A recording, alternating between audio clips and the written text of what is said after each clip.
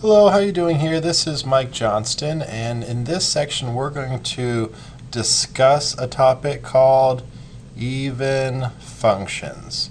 And even functions, just based off of the name, you probably could think have something to do with even numbers, and you would be correct.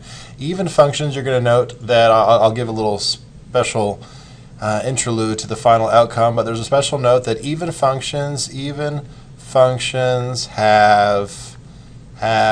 even exponential powers, or even exponents. Even functions have even exponential powers or even exponents. However, that's not how we identify even functions. So a quick rule that we can use to identify even functions, a quick rule that we can use is that an even function will follow this specific criteria, that the functional value of x will equal to the negation of every x variable within the function. And if this holds true, you know that you have an even function. You know you have an even function. So let's go ahead and look at an example function. So let us say we have f of x equal to x to the fourth plus 2x squared minus 3. So let us say we have the function f of x equals x to the fourth plus 2x squared minus 3.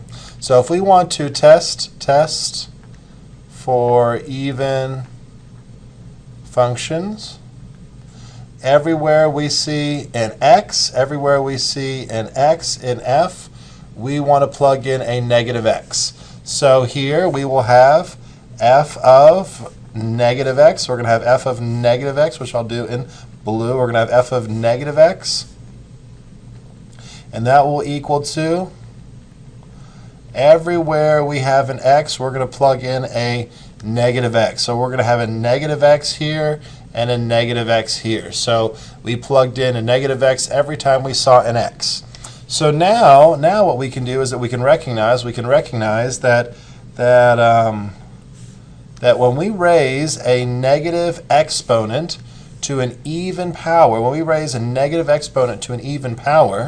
we recognize that that will make the base positive. So this actually gives us a positive x to the fourth. This gives us a positive x to the fourth. And notice here, negative x raised to the second power will give us a positive x squared times 2, gives us a value of 2x squared, and then last we have a minus 3. And notice, that's exactly what we started with. So therefore we know the functional value of negative x equals to f of x. And we can conclude that f of x is an even function. One of the telltale signs, as I said before, about even functions is that their exponents like to be even. Well, actually, not that they like to be even, but they actually will be even. I'm sorry about that. Their exponents like to be even, or they are even. So that is always a telltale sign that we have a even function. So notice here we have a 4 and we have a 2. We know that that will be an even exponent. Those are even exponents. So that pretty much is a good indicator that we have an even function. However, we don't want to rely specifically off that. We want to guarantee we have an even function, hence why we do the test. So one thing we know about even functions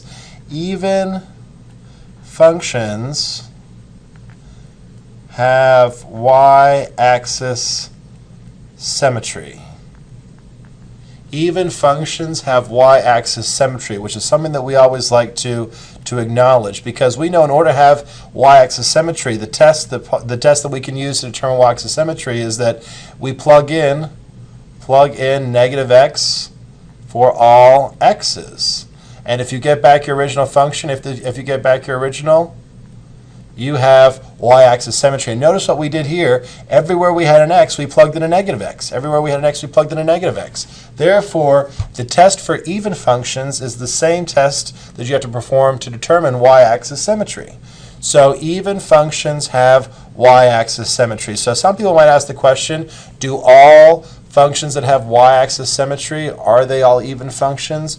And we can safely conclude that this works both ways. So if your function has y-axis symmetry, so what does this imply? This implies the converse. Well, actually, this doesn't imply the converse is true, but the converse is also true, that if your function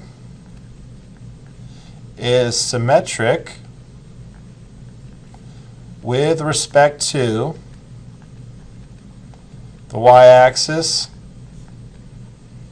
It is also an even function. However, I would not clearly state that to an instructor as you're going through the material. I would not say just because the function's symmetric with respect to the y-axis that it also must be even. I would always show, f of negative x equals to the original function. So I would always show this in order to prove even functionality.